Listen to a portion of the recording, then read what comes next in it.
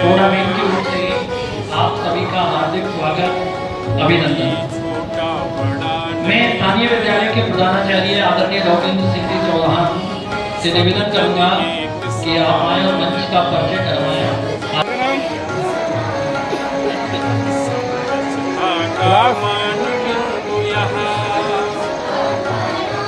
कहाँ से आए? स्कूल का नाम बहुत अच्छा।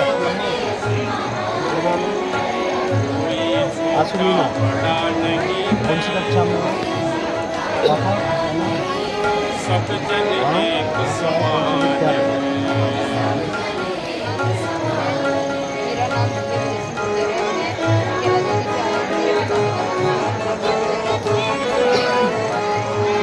मिलकर हम सब रहते हैं, है कुटुंब की भावना, सबकी जय हो प्रगति हो सबकी, रखते हैं यह कामना, जन जन का उत्थान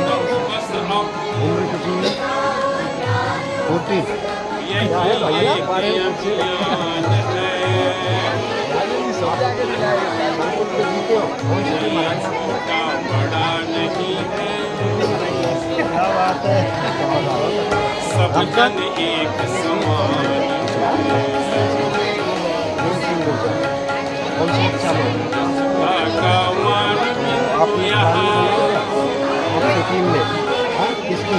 भारत देश महान है। कहाँ से? जीत के आए और आप आगे सब जन एक समान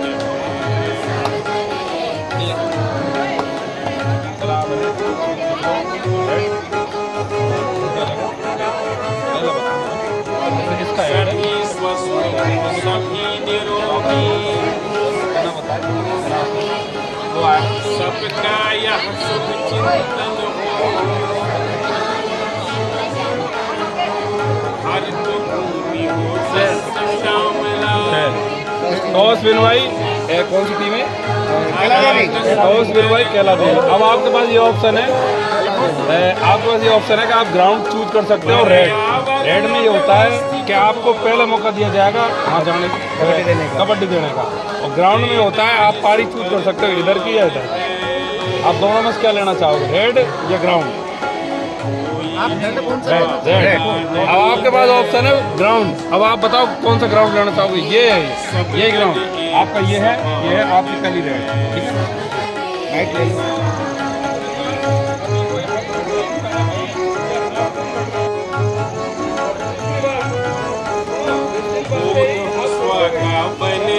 पूर्व से ही इस बारे में मैंने बना रखा था कि विद्या भारती के द्वारा जो भी कार्यक्रम आयोजित किए जाते हैं एक अच्छे प्रबंधन के साथ, और सभी की जो भी व्यवस्थाएं हैं सारी व्यवस्थाएं बिल्कुल अच्छी दुरुस्त होंगी, और उसी को मैं देख रहा हूँ। यहाँ सारा जो भी चाहे टीम के सदस्य हैं, प्रभारी हैं, छात्राएं हैं, सारी टीम अपने कार्यों के लिए लगी हुई है, और सबका एक ही ध्येय है कि बिल्कुल सफलतापूर्वक हमारा जो खेल है वो संपन्न हो जाए। सभी दल प्रभारी ध्यान देंगे। बैडमिंटन एकल 14 वर्षीय भैया तोड़ा भीम वर्सेस जो मैच है त्रिवेणी बुलाने और पहुंचेंगे 14 वर्षीय दल भैया।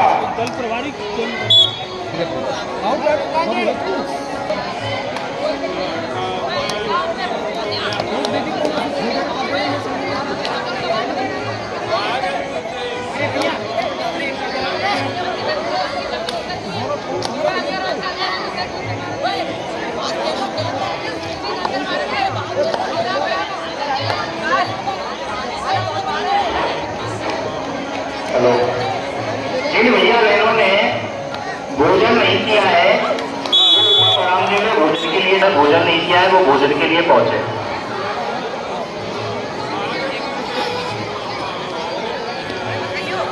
जी फिर भी भैया बहनों ने भोजन नहीं किया है, वो ऊपर बरामदे में भोजन के लिए पहुंचे।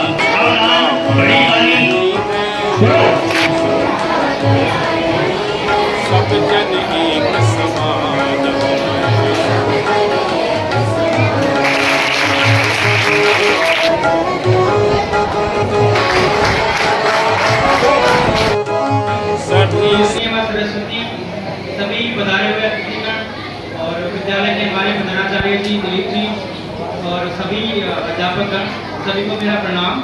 और आप सभी लोगों का जो आप आवाज़ नहीं करेंगे तभी मैं स्टार्ट करूँगा।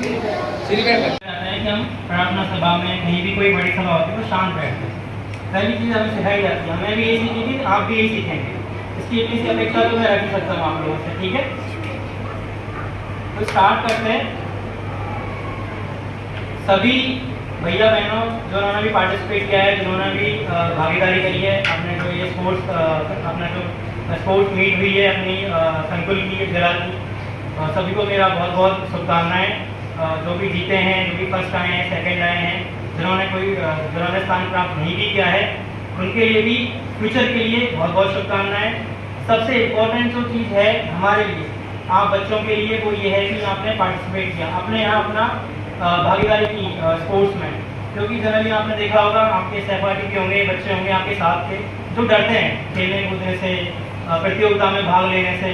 आप इस स्टेज तक आए, आपने यहाँ आके उसमें पार्टिसिपेट किया, राइट? वो एक बहुत बड़ी चीज़ होती है आपके लिए भी और हमारे लिए, आपके विद्यालय प्रशासन के लिए भी और हमारे लिए भी। मैं 2-3 चीज़ों पे ध्यान दूंगा, ज़्यादा फोकस करूंगा। मैं यहीं पे पढ़ा लिखा हूँ, अपनी जो 10वीं तक है मैंने पढ़ाई यहीं पे करी है। ये बच्चे जो बैठे हैं, ये जो सेकंड फ्लोर है, मैं यहीं पे बैठा करता था, हमें खूब अच्छे से याद है। तो यहीं पे हमारी वंदना सभाएँ हुआ करती थी। तो उन एक छोटे से गांव से बिलोंग करता हूँ, पास में गांगलाट गांव है, वहाँ से। और 10वीं तक पढ़ाई यहाँ पे करी। उसके बाद मैं 12वीं जो है मैंने एक बांधी हुई जगह है, आपने सुना होगा नाम तो किसी में, 11वीं और 12वीं वहाँ से पढ़ाई करी। उसके बाद 12वीं के बाद मेरा IIT में सिलेक्शन हो गया था। तो IIT ISM धनबाद जो झारखंड में है, वहाँ से मैंने मेरा BTech किया 2020 में। और 2020 में ही IAS की परीक्षा लिखी और उसी साल मेरा कॉलेज के जस्ट बाद ही मेरा सिलेक्शन हो गया था। तो 2021 बैच से मैं इंडियन रेवेन्यू सर्विस, जिसको हम भारतीय राजस्व सेवा बोलते हैं, उसमें अभी कार्यरत हूँ as deputy commissioner in Jaipur. तो जयपुर में जो GST विभाग है वो मैं देखता हूँ। इस साल मेरा फिर से इंडियन पुलिस सर्विस, जिसको हम IPS बोलते हैं, भारतीय पुलिस सेवा, उसमें चयन हुआ और मैं नवंबर के एंड में वहाँ ज्वाइन करूँगा। ये मेरी जर्नी रही। इसके थ्रू मैं आपको कुछ चीज़ें बताना चाहूँगा। मेरा जो बैकग्राउंड है, मेरा जो मैं जहाँ से बिलोंग करता हूँ, जिस गांव से निकल के आया हूँ, वो बहुत सामान्य सा ग्रामीण परिवेश है आपकी तरह। तो हम जब बच्चे होते हैं, हमारे में जनरली ये टेंडेंसी होती है कि हम बड़े लोगों को देखते हैं कि हमें भी ऐसा करना है। करते होंगे ना आप लोग, सोचते होंगे ना। कितने लोगों ने सोचा है कि मुझे डॉक्टर बनना है, बताओ? कितने लोगों ने सोचा है कि मुझे इंजीनियर बनना है? किसने सोचा है कि मुझे IAS IPS बनना है? इसकी संख्या ज़्यादा है। तो इसके लिए हमें क्या करना चाहिए, हम आज उस पर बात करेंगे 10 मिनट। अब बात नहीं करेंगे तभी मैं बताऊंगा कि कैसे बनना है। अदरवाइज होते हैं, हमें जो चीज़ें बताते हैं उनको हमें प्रॉपरली उनको फॉलो करना है, उनका अनुपालन करना है।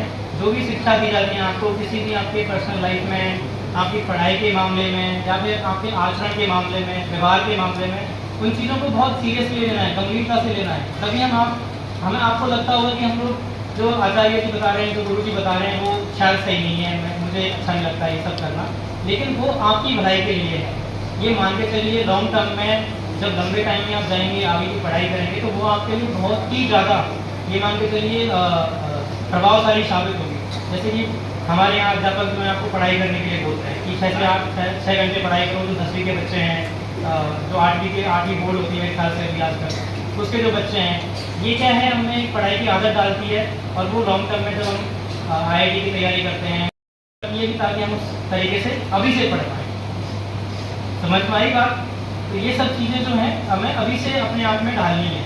और अपना व्यवहार, अपना जो आचरण है, उसको बहुत ही ज़्यादा अच्छा रखना है, तभी आप आगे जाके बढ़ पाओगे। आप यहाँ से मेरे जो गुरुजन हैं, हमारे प्रधानाचार्य जी हैं अभी, और दिलीप जी हैं, मनोज जी हैं, इन्होंने हमें भी पढ़ाया है। तो इनसे आप पूछिए कि हम लोग कैसे व्यवहार करते थे। हमारे जो बैचमेट्स थे, हमारे जो संगी साथी थे उस टाइम पे, जो हमारे साथ पढ़ते थे, आज सब लोग सेट हैं। कोई इंजीनियर है, कोई डॉक्टर है, IAS में, मैं IPS में हूँ, मेरी छोटी बहन है खुद, वो PhD कर रही है IIT दिल्ली में। तो हमारा आचरण जो है हमारी पढ़ाई में दिखता है, पर फिर हमारे जो फ्यूचर है, हमारा जो भविष्य है, उसको भी अच्छा बना देता है। तो क्या करना है, अपना आचरण, अपना व्यवहार, अपना जो पढ़ाई है उस पर बहुत ज़्यादा फोकस करना है। स्कूल में जो सिखाया जाता है उस पर ज़्यादा ध्यान देना है, क्योंकि यहाँ पर भी बच्चे हैं तो इतनी ही बातें आपको करनी है, इसको ज़्यादा आपको पहाड़ नहीं तोड़ना है। Got it? तो ये चीज़ें जो है मैं आपके लिए सोच रहा था कि आपको बताऊँगा। एक जो दूसरी चीज़ है वो ये है कि हम ग्रामीण परिवेश से आते हैं तो हमें लगता है कि हमारे पास सुविधाओं का अभाव है, कि हमें पढ़ने के लिए अच्छा वातावरण नहीं है या फिर और भी चीज़ें हैं, टेक्नोलॉजी का सपोर्ट नहीं है। मैंने IAS की तैयारी मेरे गांव में रह के करी है। मेरा गांव यहाँ नांगलनाट है, मैंने गांव में रह के पढ़ाई करी है। मैं कहीं बड़े शहर में नहीं रहा, कहीं दिल्ली नहीं गया, जयपुर नहीं गया। 2020 में मेरा कॉलेज हुआ। आपको याद होगा कोरोना आया था 2020 में, याद है कि नहीं है सब? उस कोरोना में सबका सिस्टम खराब कर दिया था, राइट? आपके स्कूल बंद हो गए थे, आपके कॉलेजेस बंद हो गए थे, हमारे भी कॉलेजेस बंद हुए थे। तो कोचिंग की व्यवस्था भी नहीं हो, कोचिंग वाले जो लोग थे दिल्ली में जो कोचिंग करते थे IAS की, वो लोग भी वापस आ गए थे। तो मैं अपने गांव में ही था, और सबसे जो चीज़ मैंने अच्छी यूज़ करी, जो आप मोस्टली लोग इसका दुरुपयोग करते हैं, वो है मोबाइल। मोबाइल का सदुपयोग करना सीखिए। अगर आपको नहीं आता है कि उसका सदुपयोग कैसे करें, अपने अध्यापकों से पूछिए, अपने गुरुजनों से पूछिए, वो आपको बताएंगे कि इससे इसका बेटर तरीके से यूज़ क्या किया जाता है। आपको उसमें बहुत सारी नेगेटिव चीज़ें आती हैं। आप फेसबुक चलाते हैं, इंस्टाग्राम चलाते हैं, आजकल यूट्यूब पे बहुत सारे रील्स, शॉर्ट्स आते हैं, वो अच्छे नहीं है हमारे लिए। उनमें कोई ज्ञानवर्धक बातें नहीं है। ज्ञानवर्धक बातें आपको सिर्फ गुरुजन बताएंगे, आपके माता पिता बताएंगे कि उनको अच्छे तरीके से यूज़ कैसे करना है। मेरे घर में भी छोटे भाई बहन हैं मेरे, उनको भी मैंने बहुत सारी चीज़ें, मैं यहाँ पे सैटरडे संडे घर पे इसीलिए आता हूँ ताकि उनको बताया जा सके। तो अपने पेरेंट्स से सीखिए, अपने गुरुजनों से सीखिए। बड़े भाई बहन हैं आपसे कोई, वो अपने क्षेत्र में अच्छा कर रहे हैं तो उनसे सीखिए। लेकिन मोबाइल का सदुपयोग, इसका कभी भी दुरुपयोग नहीं होना चाहिए, हमेशा आपकी भलाई के लिए यूज़ होना चाहिए। कुछ ज्ञानवर्धक चीज़ें आप सीखो, यही हमेशा अपेक्षा रखनी चाहिए अपने आप से। और जो अपनी टेक्नोलॉजी है उससे, स्कूल में भी आपको बहुत सारी फैसिलिटीज प्रोवाइडेड हैं। आपके लैब है, यहाँ पे कंप्यूटर लैब है, उसमें भी आपको बहुत सारी चीज़ें सिखाई जाती हैं। आजकल ज़माना टेक्नोलॉजी का है, तो टेक्नोलॉजी से आप दूर नहीं भाग सकते। टेक्नोलॉजी आपको सीखनी ही पड़ेगी। अगर आपको जो बच्चे सिटीज़ में पढ़ते हैं, बड़े शहरों में पढ़ते हैं, जो हाई स्टैंडर्ड स्कूल हैं, इंटरनेशनल बोर्ड्स की स्कूल हैं, उनमें पढ़ते हैं, उनसे कंपटीशन करने के लिए आपको भटकना नहीं है। अगर उनसे कम्पीट करना है, क्योंकि IAS में भी और IIT में भी उन्हीं बच्चों से आपका कंपटीशन रहेगा।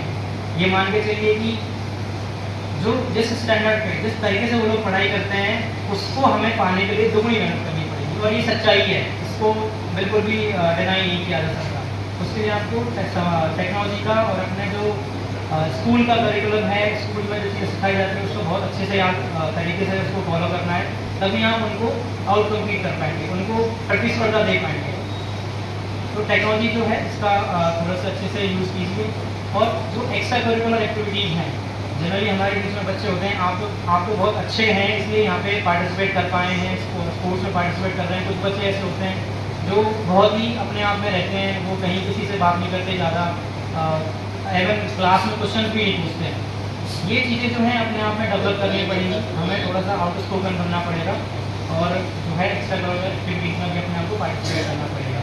तो ये चीज़ें जो है हमेशा ध्यान रखिए। पहली चीज़ टेक्नोलॉजी, दूसरा अपने आप को पार्टिसिपेट करना है। क्लास में क्वेश्चन पूछना हो या फिर कोई भी एक्टिविटी हो, कल्चरल प्रोग्राम है, कोई भी सांस्कृतिक प्रोग्राम है, उसमें अपने आप को सबसे आगे लेके जाना है कि भाई मैं इस चीज़ को करूँगा आगे करके।